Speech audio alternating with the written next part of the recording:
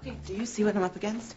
And this is not the first time. He does this every day. He spends hours on the phone, calling Mexico, checking hospitals and Coast Guard stations and police stations. Yeah, well, they should check with the fishmongers. I mean, with any luck, they'd cut open a shark and out would pop Teresa's head. I mean, I don't know what else to do. You know, Teresa's dead, but it doesn't seem to make a difference because no matter what I do, she always comes out on top. He is obsessed, and he is going to drive me insane. He's just not going to let Teresa go. Sometimes I think he barely even knows I'm alive. Mother, maybe he's just never going to let her go. Honey, would you listen to yourself? That is such defeatist talk. Honey, what have I taught you your whole life? That the size of the bank account is more important than the size of the... Not that. That diamonds are nice, but real estate's better? Not that. No, what I'm talking about here is perseverance.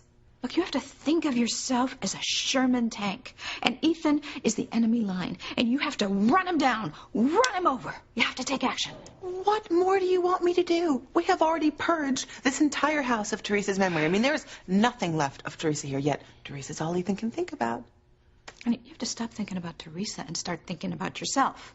You know what you have to do to save this relationship. You have to have mind-blowing, amazing, pulsating sex. Mother, I do not want to talk about this with you, okay? Look, Ethan and I, our sex life, it was just fine. Fine. Yeah, that's a lovely word. How about exhilarating? How about intense, if you want to be polite about it? I mean, honey, please listen to me. I mean, come on. Now, some mothers can teach their daughter how to make an apple pie, but that's not me.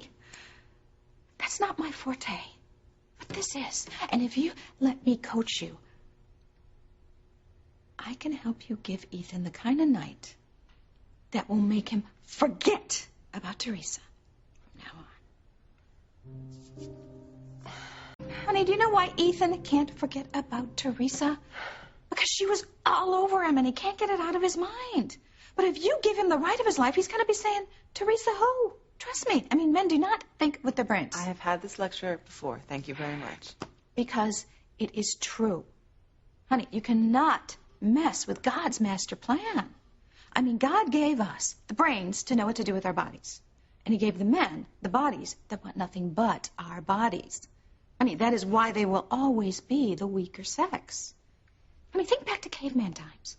You know, all those cave women had to do was sit around and chew on the mammoth fat while the menfolk went and did all the hunting. Honey, things have never changed. It's the same thing. So, if you want to go get Ethan and make him forget about Teresa, then you go and get him. Oh, what? Okay? You make that caveman bring home meat.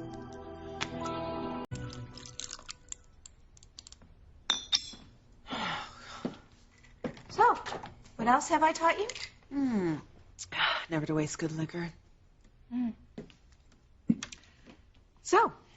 So, I hope Teresa's skinny little butt is roasting in hell even as we speak. Because even dead, she haunts me. Oh, well, that's where you're wrong. Teresa's not dead. She is alive and well. Are you out of your mind? Teresa cannot be alive. Well, she is. I mean, it's hard to believe she could actually survive a shark attack. I mean, you'd think those teeth would have done the trick. Okay, what are you talking about? Honey, Teresa is alive and well in Ethan's heart, just as you thought. And that is exactly where she's going to stay unless you do something about it. Please, get off this. Okay. Honey, I was listening to your tender little conversation, the one you had with Ethan. You eavesdropped. How lovely. Nice. Yeah, I did eavesdrop. I wanted to see if you actually knew what you were doing. And you don't. Honey, you were talking to him about kids and commitment. What is wrong with you?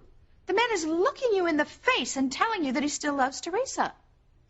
I mean, please, loving your dead is just as bad as loving her when she was alive. In fact, it might even be worse. It's worse because when people die, we stop thinking about how rotten and manipulative they were and start thinking about how sweet and perfect they were. And you cannot compete with perfect. So if you want to get Teresa out of Ethan's heart, you got to get off your butt and do it now. You know, I wish you would just leave me alone because I'm doing the best I can. No, you're not. You haven't even started. I just threw myself at Ethan. He wouldn't even let me go on a walk with him, okay? Please, I am going to get angry here. I've been telling you what you need to do. Look, I know you think you're so much smarter than I am, but you're not. Okay? And I know I embarrass you sometimes, all right? I get it. But this time, I swear, you have got to listen to me. I have been listening to you. Sex, all right? Yeah, sex. This whole icy blonde Nicole Kidman thing is not working, because the only way that works is if a man knows that once he turns out the light, Nicole turns into some sex-starved bimbo. Look, you have got to make Ethan pant just to think of you. Well, I'm sure I still have it in me somewhere. Oh, honey, of course you have it in you. I mean, look at you. I mean, you crawled over Teresa's dead, mutilated body to get to this point, and if you want to cement this relationship, I'm telling you, the way to do it is in bed. Mother, I think Ethan's right. I think it's a little too soon. You know, he needs some Oh, time. who cares what he needs? You show him what he needs.